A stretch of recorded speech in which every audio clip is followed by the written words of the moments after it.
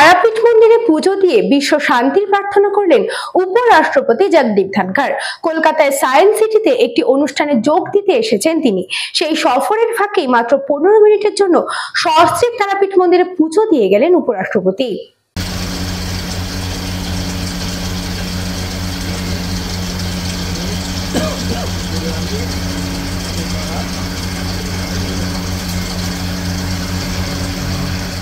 শুক্রবার শ্রী সুদেশ ধনখড়কে সঙ্গে নিয়ে সিদ্ধপীঠ তারাপীঠ মন্দিরে পুজো দিলেন উপরাষ্ট্রপতি জগদীপ ধনখড়। এদিন কলকাতা সায়েন্স সিটির মূল প্রেক্ষাগৃহে একটি অনুষ্ঠানে যোগ দেবেন তিনি। তার আগে দিল্লি থেকে সরাসরি পানাগড়ের নামে তার বিমান।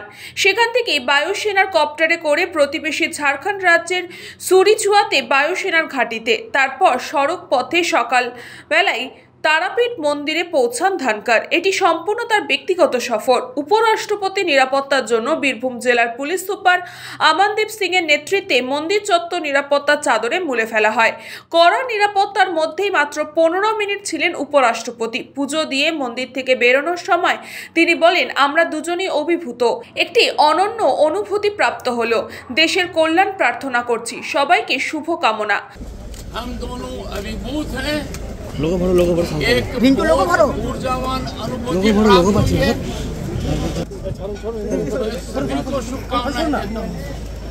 ये हमारे धार्मिक स्थल प्रेरणा के स्रोत हैं। हमारी संस्कृति का विसर्जन करना हमारा परम दायित्व है। We have felt blessed. We have sought universal bliss. Tarapith মন্দিরের পুরোহিত অমিত কুমার চট্টোপাধ্যায় বলেন, ভারতের উপরাষ্ট্রপতি দেশবাসীর মঙ্গল কামনায় পুজো দিলেন। তারা মাকে ফল, মূল, মিষ্টান্ন ও বস্ত্র নিবেদন করেন তিনি। আজকে উপরাষ্ট্রপতি মহাশয় মায়ের কাছে পুষ্পমাল্য, ফল, মূল, মিষ্টান্ন, শাড়ি এবং চূর্ণি অঞ্জলি সহকারে পুজো দিলেন। কতক্ষণ ছিলেন মন্দিরের ভিতরে? উনি প্রায় 5 থেকে 7 মিনিট ছিলেন। কি করলেন? মাকে নিজের মনোবাসনা জানালেন, পুষ্পাঞ্জলি দিলেন, মায়ের পুজো করলেন। সংকল্পদের রিপোর্ট, নিউজ বঙ্গ টাইম।